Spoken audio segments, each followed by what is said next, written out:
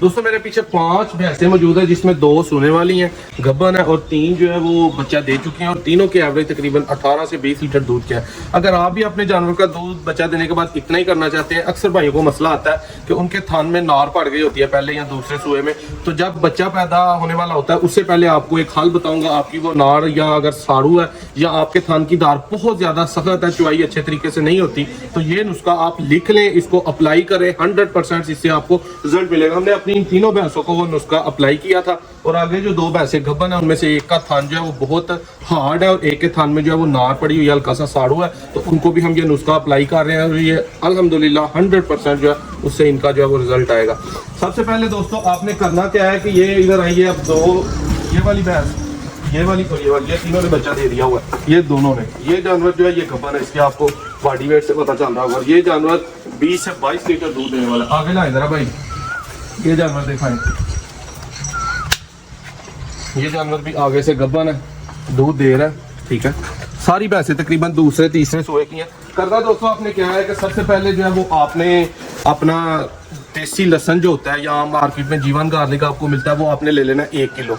उसमें आपने 2 किलो घी लेना है अगर सर्दी है, और अगर गर्मी है तो 2 किलो आपने सरसों का तेल ले लेना है। उसको आपने कढ़ाई में डाल के अच्छी तरह गर्म करना है, इतना गर्म करना है कि जो लहसन है वो बिल्कुल सुरख हो जाए। कोशिश करनी है लहसन की पेस्ट बना के तो आप उस ऑयल में डाल के तो उसको गर्म करें। अब उसको गर्म करने के बाद जो 1 किलो आपने देसी लहसन लिया, 2 किलो आपने घी ले लिया, उसके बाद आपने उसमें 200 से 250 ग्राम जो वो टाटरी डालनी है।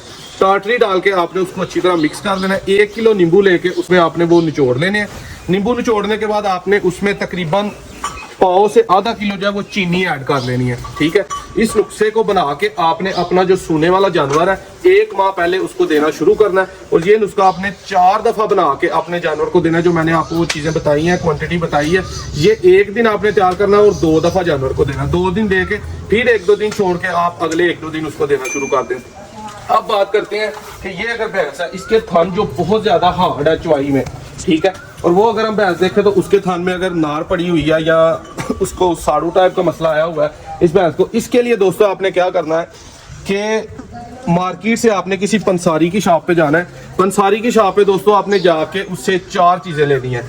40 ग्राम कलमी शोरा लेना है, 40 ग्राम टाटरी लेनी है, 40 ग्राम सुरमा सफेद लेना है, और 40 ग्राम शीशा नमक लेना है। ये 4 चीजें लेके आपने पीस के जानवर को सोने से 10 से 12 दिन पहले हर दिन रोजाना देनी है। उससे आपके जानवर की जो धार है बहुत नरम हो जाएगी। जानवर अपना जो गंद है, जेर है, वो बहुत जो खून अक्सर फेंकता है वो बहुत जल्दी फेंक देगा, साफ हो जाएगा, और जानवर आने वाले वक्त में इससे बहुत जल्दी गब्बन हो जाएगा।